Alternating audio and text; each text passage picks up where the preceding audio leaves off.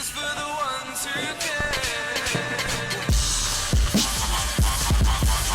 What's going on, people? Welcome back to another video. My name is hughwizzy and you're watching 90 More, back again with breaking news for that ass. Hope you're all doing well. Make sure you are subscribed if you're new and drop the video a damn like if you breathe oxygen. For now though, let's get down to business because there is breaking news for that ass. It looks like Barcelona and Paris Saint-Germain have come to an agreement over the return to Barcelona for Neymar. The Brazilian is going to be leaving Paris after just 2 seasons, after an agreement was reached in the late hours of last night. Now, we've got Damasio over here, that Neymar is going to be moving in the opposite direction Todibo and Rakitic go. I'm not sure if that means that PSG are getting 3 players plus a whole bunch of money, but it sounds like it's Dembele, Todibo and Rakitic. It's being reported that it's not quite done, but it's very close to done. The total value will go above 200 million euros, and as well as the cash might include Rakitic and Todibo plus Dembele on loan if the players agree. Could Ousmane Dembele hold the keys to Neymar's deal actually falling through?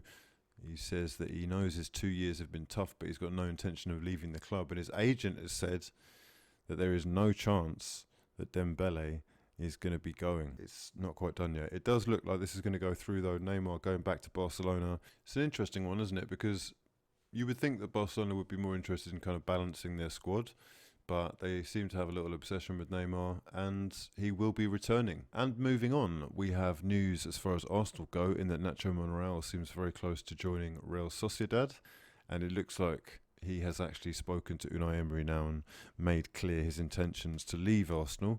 Arsenal may be leaving themselves a little bit short at left back, with only Sead Kolasinac to fill in until Kieran Tierney is ready. But there has been an update on the Arsenal website. Arsenal manager Unai Emery giving updates on 4 players: Rob Holding, Konstantinos Mavropanos, Hector Bellerin and Kieran Tierney, all of whom are due back in September, and they can't come back soon enough as far as Arsenal's defence goes. It looks like Unai Emery has got his wish as far as Mohamed El Neni goes. The Egyptian Labradoodle is going to be joining Besiktas on loan for the season.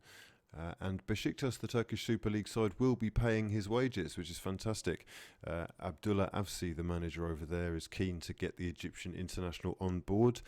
And he has fallen down the pecking order somewhat. He made 8 appearances in the league last year, 7 in the Europa League, 1 Carabao Cup, 1 FA Cup performance. It's sparingly used whenever needed at a bit role, and I think it's best for his career and also for Arsenal because they can take some money off of the wage bill. Chris Smalling looks like he's going to be moving to Roma on loan from Manchester United. A simple loan, says Fabrizio Romano of Sky Italia, 3 million euros to Manchester United without the buy option, and the player has accepted. It's sensational scenes. I'm not sure how it's going to go down. I wish him the best. It's a very interesting move, and it looks like Manchester United are really reliant now on Phil Jones, and I think Twanzebe is their spare centre-back, so reserve centre-back. It's slightly worrying for Manchester United, but they are making moves. We will talk about another huge deal that they are part of in a second.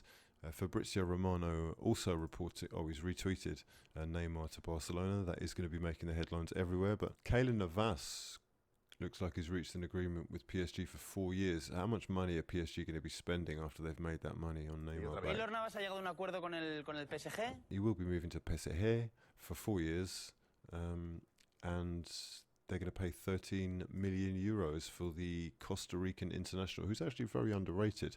And Areola may well be going in the other direction. Okay, next up we've got Alexis Sanchez, you can see over here. Little Alexis, he's quite small, isn't he? He is going to be moving to Inter Milan on loan. They're going to be announcing that imminently.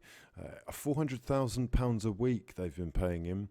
They've paid him about £44 million in wages since he made the move from Arsenal, and he scored 4 or 5 goals in about 45 games. It's been one of the worst transfers of all time. His decline has been kind of painful to watch, and his presence and salary alone seem to have been really disruptive in terms of the Manchester United dressing room, with 3 players in particular coming out and speaking, and that would be David De Gea, Ander Herrera and Paul Pogba apparently.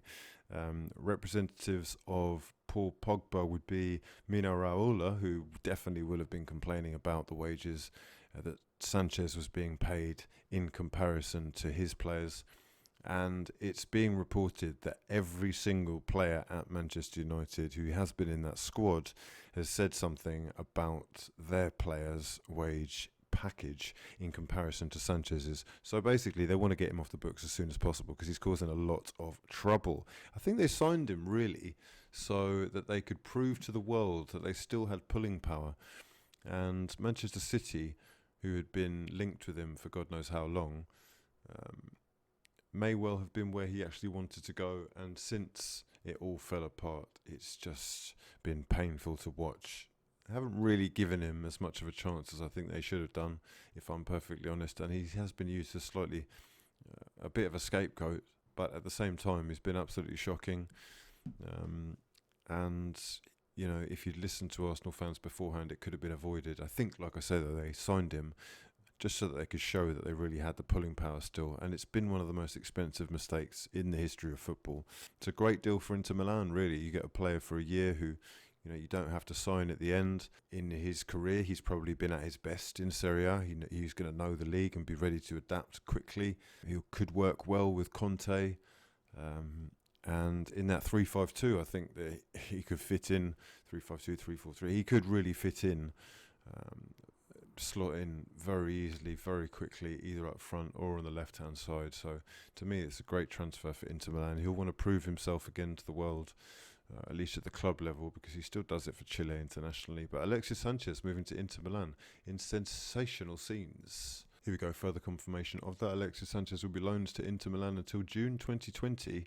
Inter will pay €5 million of his €12 million wages. If these amounts are true, Alexis Sanchez will be Manchester United's 8th highest paid player while playing for Inter Milan. £121,000 a week Manchester United are still going to have to pay. It's painful, isn't it? But, you know, what can they do? More injury problems for Real Madrid. Isco is now out. This is like the 9th player that they have injured. After the test carried out today, our player Isco has been diagnosed with a muscular lesion on the right femoral biceps, pending evaluation. Here's a look at Real Madrid's injury list. Marco Asensio out until February 2020. Rodrigo, Hazard, Brahim Diaz, Isco and James Rodriguez all out until mid to late September. So the injury list is growing. Nice have signed Kasper Dolberg from Ajax, who's probably best remembered for the season that they got to the Europa League final. Probably a move that's best for both parties. I think Ajax fans have fallen out of love with him recently. Bayern Munich have announced that Robert Lewandowski has signed a new contract until 2023. He is the most prolific foreign goalscorer in the history of the league. 207 goals in 292 appearances at Bayern Munich and Borussia Dortmund. Sensational record, rewarded with a new 4-year contract. He scored all 5 of their goals in the league so far, including a hat-trick against Schalke at the weekend, and I mean, he is still one of the best. It's quite funny that once upon a time he nearly ended up at Blackburn Rovers, and if it wasn't for some clouds in the sky, he could well be playing Championship football. The England squad for the Euro 2020 qualifiers against Bulgaria and Kosovo has been announced, and they include first-time call-ups for Aaron Wan-Bissaka and Tyrone Mings. Let's have a look at the full squad here. We've got Alexander-Arnold, Ross Barkley, Ben Chilwell, Joe Gomez, Heaton, Henderson, Kane, Keane, Lingard. Incredible. What kind of information does he have on Gareth Southgate? James Maddison. Finally, we have the creative source that we may well have needed and been missing at the World Cup in Russia. Harry Maguire, the most expensive defender of all time. Tyrone Mings called up for the first time alongside Mason Mount, and that's great to see. Oxlade-Chamberlain, Pickford, Pope, Rashford. Incredible. So this is clearly not on form. Declan Rice, Danny Rose, Jadon Sancho, Sterling, Trippier. And this is one of the most interesting inclusions, I guess, and omissions, because Kyle Walker has been dropped from the squad. Kieran Trippier, the new Atletico Madrid right wing back, given the nod.